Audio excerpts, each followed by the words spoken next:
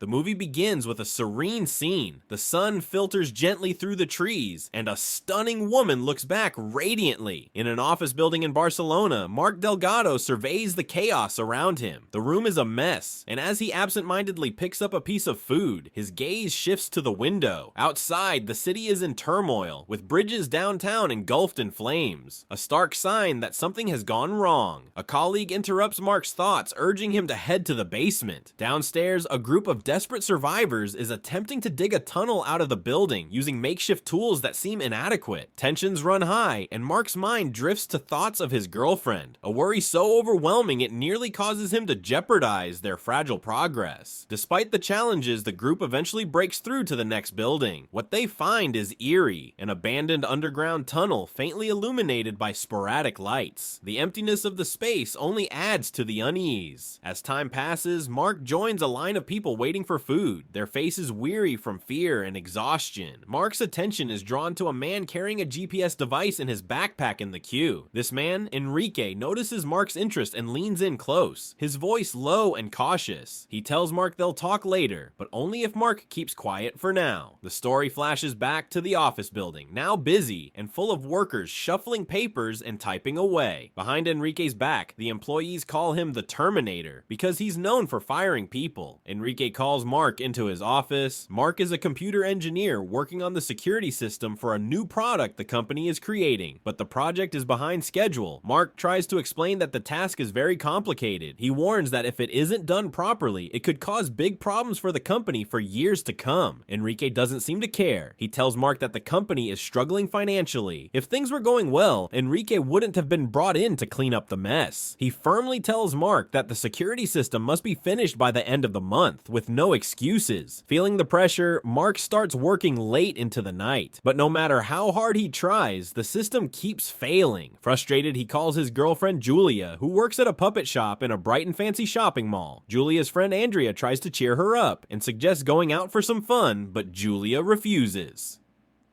Back at the office, Mark faces yet another mistake in the program, and his stress continues to build.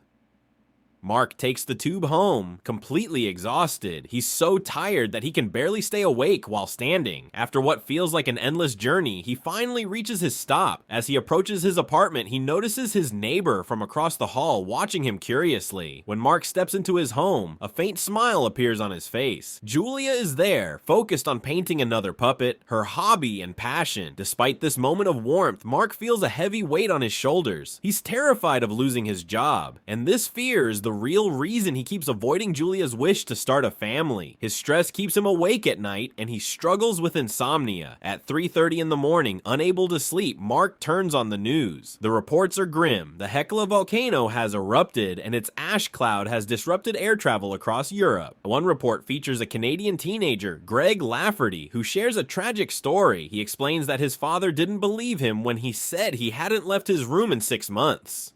The father assumed Greg was being lazy, but it was something much darker.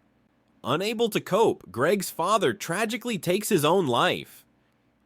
At work, the news becomes a hot topic of discussion among the employees. But while others gossip, Mark quietly observes. He's the only one who's noticed that Perico, a co-worker, hasn't showered or changed his clothes in days, a sign that he might have been fired. The building is now in complete disarray. Mess and garbage are scattered everywhere, reflecting the months of desperation and survival. Mark finds Enrique and speaks to him privately. Mark wants to leave the building to search for Julia, but Enrique isn't easily swayed. Mark threatens to expose Enrique's secrets to the rest of the group, but Enrique remains unfazed. Mark shows Enrique some items he's gathered: a torch, some gas, and a penknife, all stolen from another survivor, Rovira. At first, Enrique dismisses the offer, claiming he's not interested in the items, but Mark has figured out Enrique's weakness: the GPS. Enrique is hiding the fact that he still has a working GPS, while everyone else's devices, including mobile phones, have long since stopped functioning.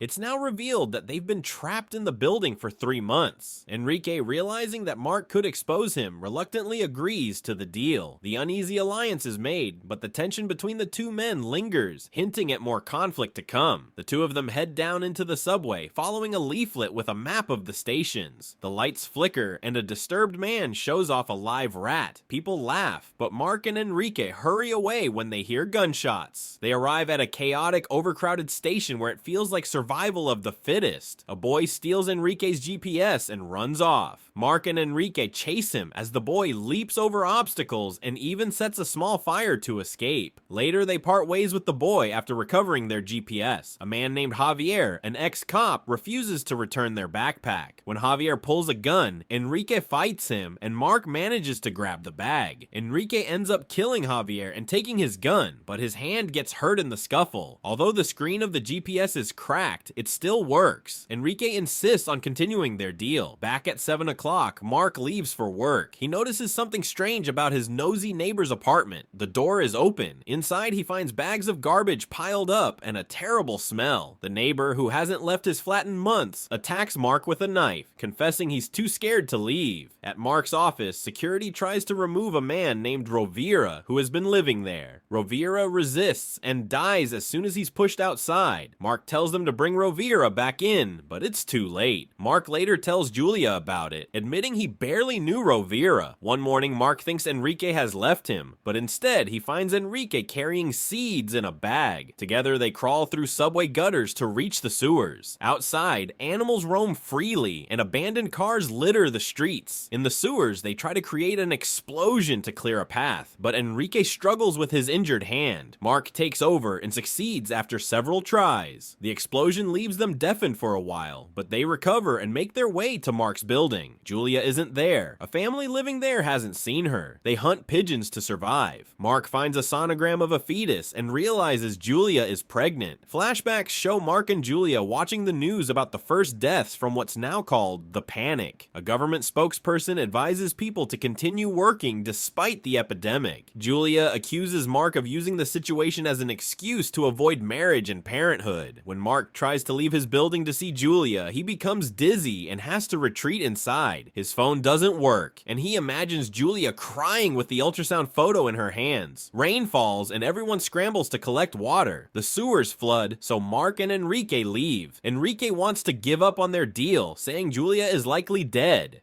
They argue and lose their flashlight. Enrique admits he's searching for his father. They find a lighter in a church and start a fire to keep warm. A bear attacks them, but it falls onto spikes and dies. They laugh and eat the bear's meat. Enrique shares a grim story about a man who died unnoticed in his office for days. He still holds hope that humanity can survive, mentioning a nomadic tribe discovered in Australia. They meet other survivors, including a woman who says the hospital where Enrique's father was has burned down. Desperate, Enrique runs to see the flames and breaks down, knowing his father likely didn't survive. Mark stops him from jumping off the roof, reminding him they need each other. Enrique gives Mark his seeds and encourages him to save his child. Mark continues alone, reaching a chaotic shopping center. Dead bodies are everywhere, but some people watch him from the shadows. He finds a note saying survivors are trapped in a supermarket. While searching for Julia, Mark is ambushed by savage people. Enrique saves him, but is mortally wounded. Despite his injury, Enrique urges Mark to find Julia and dies shortly after. Mark presses on and sees Julia in a nearby building. She's heavily pregnant and they share a moment of joy from across the street. Mark gathers his courage, steps outside, and fights the dizziness and bleeding caused by the panic. He collapses but wakes to find Julia by his side. Sometime later, Julia gives birth to their baby. Mark has built a greenhouse and collects rainwater to sustain them. Their child grows up and learns to walk, eventually venturing outside to play. As a teenager, he joins a group of kids leaving the city. Mark and Julia watch him go, holding each other as vegetation begins to reclaim the abandoned buildings.